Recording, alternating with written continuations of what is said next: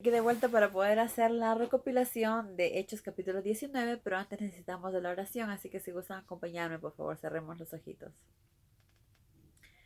Gracias, Padre, por darnos un día más de vida. Gracias por tu amor, por tus bendiciones, por tus cuidados, Padre. Perdónanos por nuestros pecados y guíanos, por favor, con tu Espíritu Santo.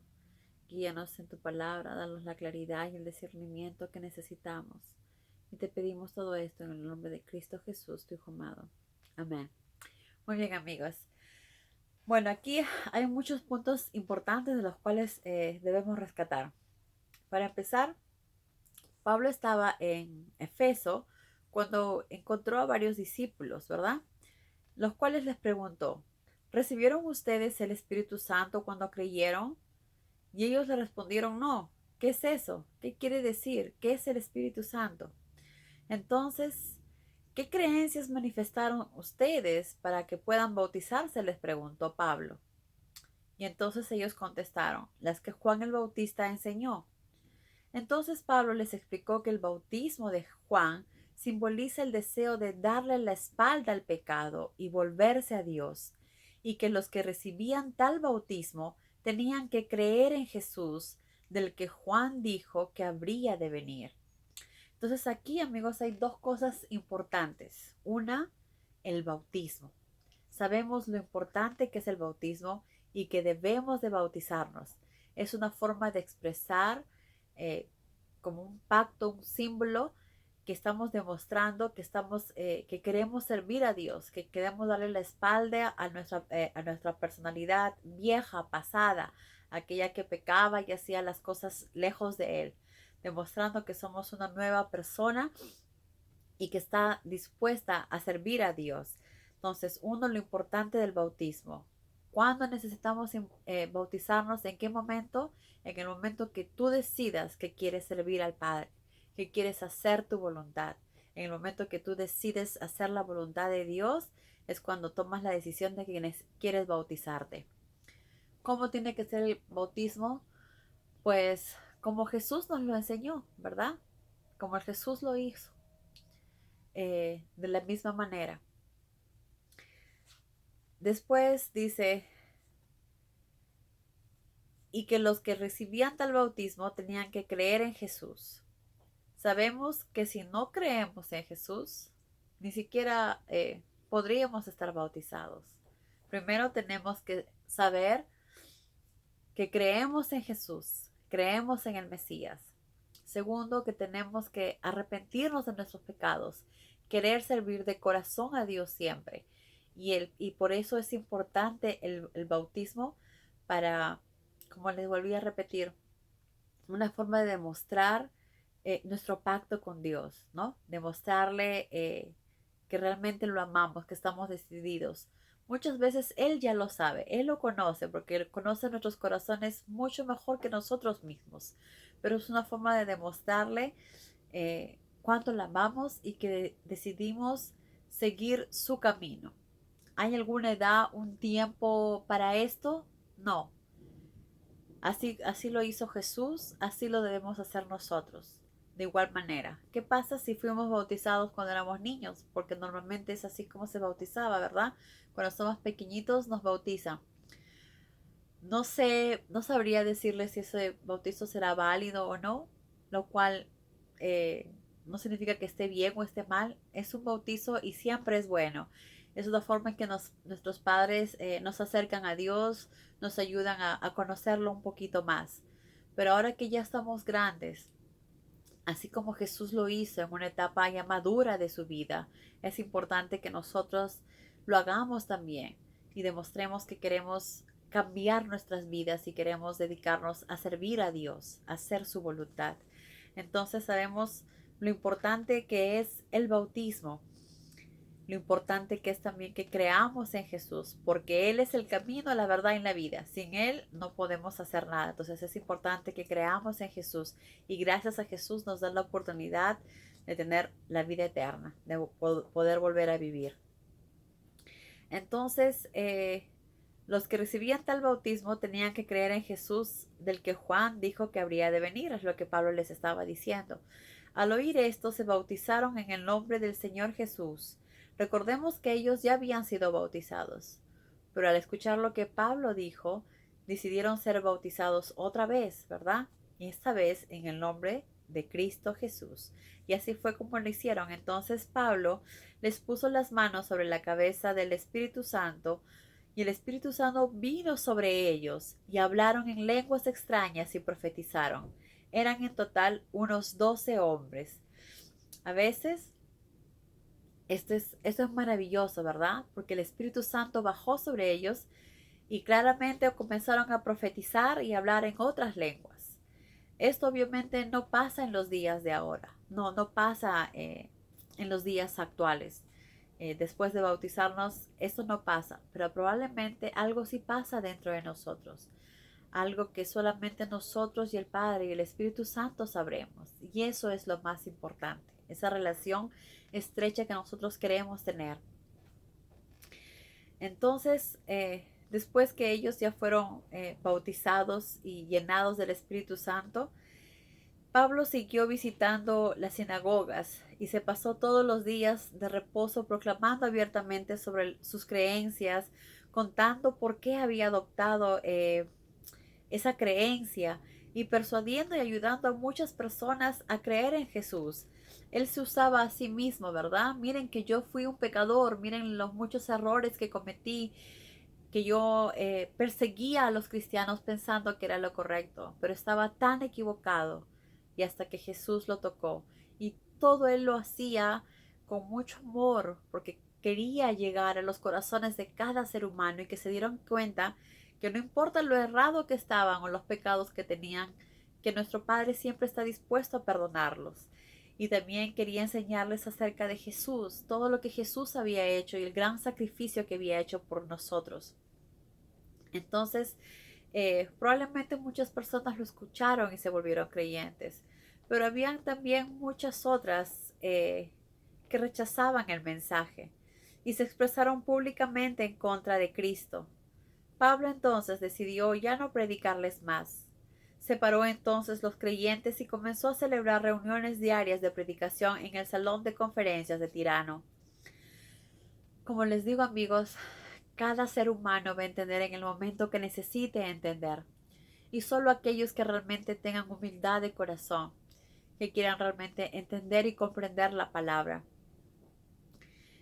Nosotros, así como Pablo llevó la palabra, es nuestro deber también esparcirla. Es nuestro deber también ayudar a otros a conocer la palabra. Si estas personas la rechazan, no la quieren, pues debemos seguir intentando, ¿verdad? Así como Pablo siempre lo hizo una y otra vez.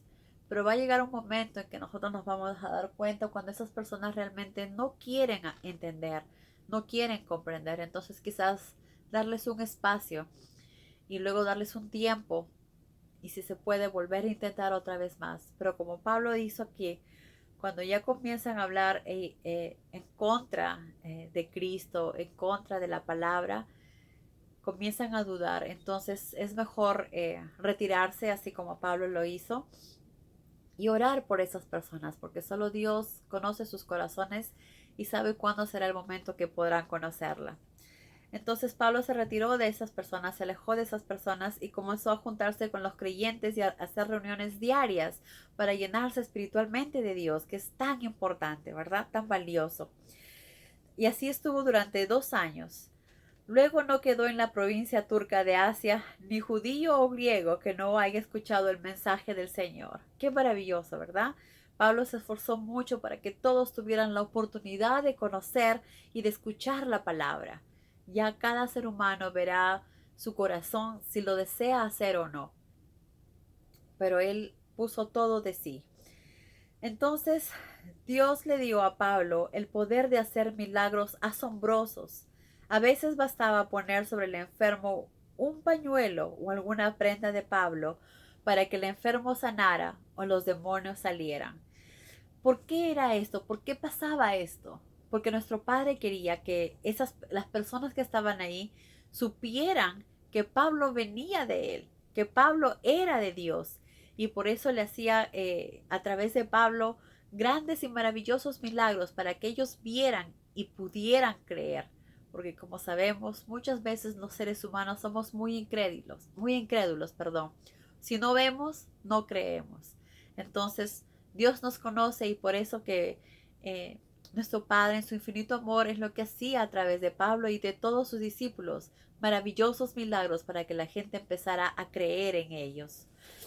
Entonces, unos judíos que viajaban de pueblo en pueblo echando fuera demonios, se les ocurrió invocar en el nombre del Señor Jesús a manera de experimento. Entonces decidieron emplear las siguientes palabras: te juro por Jesús, el que Pablo predica, que salgas. Como sabemos, estos judíos probablemente también conocían la palabra, conocían a Jesús. No sabemos si realmente lo que ellos hacían era correcto o no. No sabemos si realmente llegaron a alejar demonios. Pero acá dice en la palabra que ellos viajaban de pueblo en pueblo echando fuera demonios. Entonces, probablemente conocían también la palabra. Pero esto trataron de hacer también unos hijos de Esceva, quien era un sacerdote judío. Trataron de hacer lo mismo y pusieron en práctica la idea. Pero cuando intentaron usarla con un hombre endemoniado, el demonio le respondió: conozco a Jesús y sé quién es Pablo, pero ¿quiénes son ustedes? Y el demonio se apoderó de ellos y los golpeó de tal manera que salieron de la casa desnudos y malheridos. ¿Por qué pasó eso? ¿Por qué los demonios no los escucharon? Porque probablemente ellos no estaban cerca de Jesús. Porque probablemente ellos no tenían el Espíritu Santo con ellos. No tenían el conocimiento que necesitaban tener. Entonces, probablemente no eran de Dios, ¿verdad? Ellos quisieron hacerlo a su manera, a su forma, pero ellos no eran enviados de Jesús, no eran enviados de Dios. Entonces el diablo dijo: yo a ustedes no los conozco, conozco a Pablo, que sí está guiado por Dios. Y Jesús, obviamente, es el Hijo del Dios Altísimo. Pero ustedes, ¿quiénes son? Entonces el demonio reconoció que esas personas no estaban cerca de Dios, no estaban llenos del Espíritu Santo, no tenían la fuerza que necesitaban, no conocían realmente las palabras ni las escrituras. Y entonces el diablo aprovechó y los golpeó y los maltrató. Pero esto no quedó ahí. La noticia se corrió en un 2x3 entre los judíos y los griegos de Efeso. Y un temor solemne cayó sobre la ciudad y a todos glorificaban el nombre del Señor Jesús. Todos se dieron cuenta que no cualquiera podía hacer esas cosas, sino solo aquellos que tenían el Espíritu Santo, solo aquellos que creían realmente en Jesús, en que creían que Jesús era el Mesías, pero no cualquiera podía hacer eso. Entonces esto hizo que muchos creyentes que habían practicado la magia negra lo confesaran y trajeron sus libros de magias y sortilegios para quemarlos en una hoguera pública. Como vemos, amigos, todas aquellas personas que hacen este tipo de magias negras, adivinaciones, sortilegios, que ponen palabras juntas para hacer cosas y creencias, no son de Dios. Eso no es de Dios. Entonces, si no es de Dios, sabemos de quién es. Por eso es que si nosotros somos creyentes de Jesús, somos cristianos y amamos la palabra, no está en nosotros acercarnos a estas personas que hacen estas cosas, porque estas personas no son de Dios. Por lo tanto, nosotros debemos alejarnos de esto. Aquella persona, aquella gitana que quiere leerles las manos, aquella persona que le quiere fumar el cigarro para ver cómo le va a ir el futuro, aquella persona que le dice, yo puedo ver y llamar a un espíritu para que te dijera, para que te vaya a decir cómo te va a ir más adelante. Yo puedo llamarte a los espíritus, puedo llamar a tu esposo, tú lo puedes ver. Y a veces en nuestro dolor creemos que sí es posible y que sí podemos hablar con nuestro esposo que ya no está con nosotros o con nuestro hijo que ya se fue. Pero eso no es verdad. Eso no es de Dios. Eso no es correcto. Nada de cosas de espiritismo, de magias negras, de adivinaciones son correctas. Y es lo que aquí nos está diciendo la Biblia. Es lo que aquí ellos están haciendo. Ellos se dieron cuenta en el gran pecado que estaban, en lo que estaban haciendo. Y decidieron simplemente deshacerse de todo eso. ¿Y qué pasó después? Se calcula que el valor de aquellos libros, que eran costosísimos al parecer, era de unos 50,000 piezas de plata. 50,000 piezas de plata, muchísimo dinero. Esto indica lo profundo que el mensaje del Evangelio había penetrado en los corazones de los habitantes de aquella región. Qué importante, amigos, que esto penetre también en cada uno de nuestros corazones. Si sabemos que estamos haciendo algo de esto que está equivocado, rechacémosle, no más, no queremos más de eso.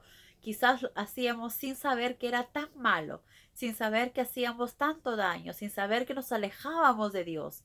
Muchas veces hacemos cosas porque desconocemos, pero ahora que sabemos que esto es tan malo y tan desagradable para nuestro Padre, pues lo mejor es dejar de hacerlo, rechazar todo eso, alejar de nuestras vidas todo eso, porque eso no le pertenece a Dios.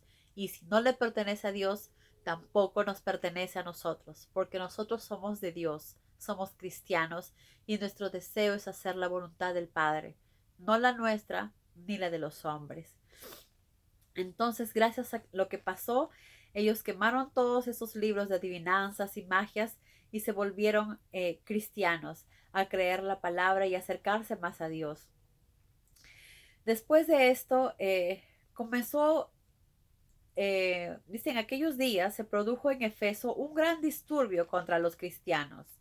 Todo comenzó cuando Demetrio, platero que tenía empleado un considerable grupo de artífices que hacían templecillos de Diana, la diosa griega, reunió a sus empleados y a varias otras personas que se dedicaban al mismo oficio. ¿Quién era él? Bueno, acá nos dice exactamente. Demetrio era un negociante, ¿verdad? Era el dueño tenía muchos empleados para él. Tenía un negocio, pero a la vez ellos hacían artífices que hacían templecillos de Diana. ¿Qué eran los templecillos? Eran estatuillas pequeñas, grandes, ¿verdad? Se decía como, cuando dice la palabra templecillo se refiere al templo, ¿verdad? Era como templos pequeños. Eran el dibujo de Diana en estatuas pequeñas de diferentes tamaños, ¿verdad? Que la gente podía llevar hechas de plata. Y ese era un negocio que tenía él y tenían otras personas más a las cuales él llamó también. Como sabemos, Diana era una diosa griega. Entonces reunió a sus empleados y a varias personas y les dijo: Señores, nosotros ganamos la vida en este negocio. Como ustedes bien saben, porque lo han visto y oído, ese tal Pablo ha convencido a un gran número de personas que los dioses fabricados no son dioses. Como sabemos, eso es cierto. Esos no son dioses. Dios es solamente uno y está en el cielo. Como resultado, nuestras ventas están decayendo y esto no es evidente solo aquí en Efeso, sino en toda la provincia. Claro está que no es solo el aspecto comercial del asunto y la disminución de nuestros ingresos lo que nos preocupa. Sobre todas las cosas nos preocupa la posibilidad de que el templo de la gran diosa Diana pierda su influencia y que Diana, la gran diosa que recibe adoración no solo en este templo, sino en todo el mundo, quede abandonada al olvido. Su preocupación era eso, que la diosa quede abandonada al olvido. Muchas personas a veces creemos en diferentes cosas y tenemos también quizás diferentes creencias, pero ellos estaban yendo en contra de lo que Pablo les estaba diciendo. Y como sabemos, Pablo era un hombre de Dios y estaba hablando lo que Jesús decía, lo que todos querían saber. Pero esos hombres estaban más preocupados en las cosas del mundo, mundanales, entre ellas poder vender sus estatuas, poder obtener el dinero.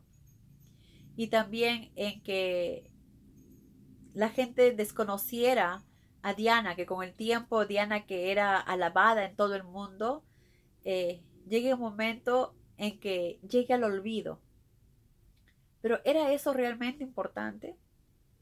¿Es importante una estatua que llega al olvido? Claro que no. Es mucho más importante nosotros, los seres humanos, nuestra alma, lo que hacemos correcto y lo que hacemos incorrecto. Muchos de ellos ya estaban aprendiendo en la palabra, muchos de ellos se estaban alejando de esos dioses falsos, de esas estatuas, de esos dioses que tenían, de esos santos que tenían pequeñitos. Se estaban alejando de ellos, estaban tratando de encontrar el verdadero camino. Pero luego dijeron, no, eso no puede ser, porque si no, ya todos se van a olvidar de Diana. ¿Es acaso Diana más importante que nuestro padre? Si ni siquiera existía, ¿verdad? Era algo que ellos estaban haciendo, algo que ellos estaban creando. Como muchas personas en la actualidad también hacen. Crean cosas, figuras, para sentirse que están cerca a Dios, para sentirse que están realmente alabando a Dios. Pero ¿realmente es eso lo que Dios quiere que hagan? No, ¿verdad? ¿Qué es lo que Dios nos dice? Que Él es el único Dios verdadero y que no necesitamos imágenes para poder adorarlo. Basta mirar al cielo, que Él está ahí. Eso es lo que Jesús nos dice y es lo que nuestro Padre nos enseña. Entonces, después de esto, los oyentes montaron en cólera y comenzaron a gritar, grande es Diana de los Efesios.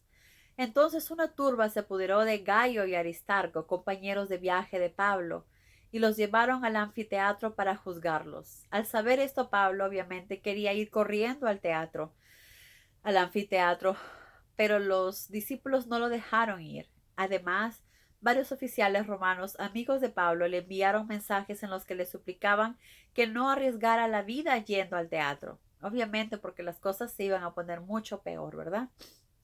Entonces en el anfiteatro todo era confusión, todo era caos. Unos gritaban una cosa, otros gritaban otra cosa y muchos ni siquiera sabían por qué estaban ahí, no tenían ni idea. Entonces muchos judíos se dieron cuenta que Alejandro estaba ahí y lo arrastraron y lo llevaron al frente. Alejandro trató de pedir la calma y silencio para poder hablar, pero la gente al darse cuenta que era judío siguieron con sus gritos que grande es Diana de los Efesios, grande es Diana de los Efesios, y siguieron gritando por 2 horas, hasta que en un momento el alcalde de la ciudad tuvo que se calmaron un poco, tuvo la oportunidad de poder hablarles. Y entonces les dijo, todo el mundo sabe que Efeso es el centro religioso de la gran diosa Diana, cuya imagen nos cayó del cielo. Como este es un hecho incontrovertible, ustedes no tienen por qué perder los estribos por lo que digan ni deben obrar precipitadamente. Ustedes han traído aquí a estos hombres, pero ellos ni han robado nada del templo, ni han difamado a nuestra diosa. Por lo que vemos, estos hombres eran un poco menos tensos como muchos seres humanos, ¿verdad? Eran un poco más tranquilos, llevaban las cosas con más tranquilidad y respetaban mucho las leyes que había aquí en Grecia. Entonces le decían, estos hombres no han robado. Por el hecho que ellos piensen diferente, no significa que tenemos que acusarlos, ¿verdad? Cada ser humano nos lleva a pensar ahora en la realidad.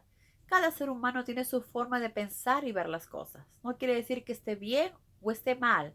Hay que simplemente entender a cada ser humano en la forma que es y ve las cosas.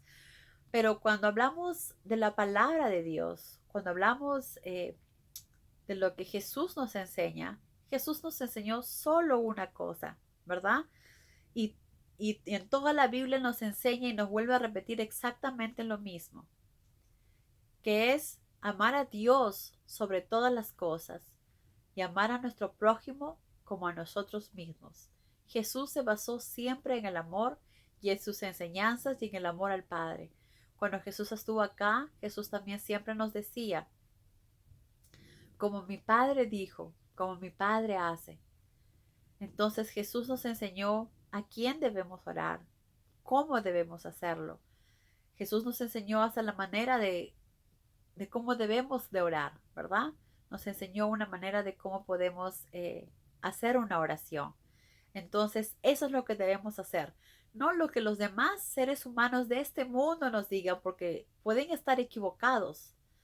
Solo si está en la palabra, solo si es lo que Jesús quien nos dice, solo si es Dios en quien nos dice, sabemos que vamos a agradar a nuestro Padre. Solo lo que Jesús nos enseña. Por eso tenemos que tener mucho cuidado, orar mucho para que Dios nos dé ese discernimiento que necesitamos y no cometer errores, ¿verdad, amigos? Muy bien, gracias a que este hombre habló, les dijo, si tienen problemas, lleven el caso ante los jueces, que las cortes están siempre listas para atenderlos y dejen que utilicen los canales legales como debe ser. Y entonces los despidió y todos se fueron con tranquilidad. Felizmente estaba ese hombre que les dio un poco de paz y que vio las cosas más justas como deberían ser. Si hay problema hay que hacer a través de la justicia, ¿verdad? Y no tomar la justicia por nuestras propias manos. Bueno amigos, esto fue todo. Espero que les haya gustado. Que Dios los bendiga, que tengan un día maravilloso. Adiós.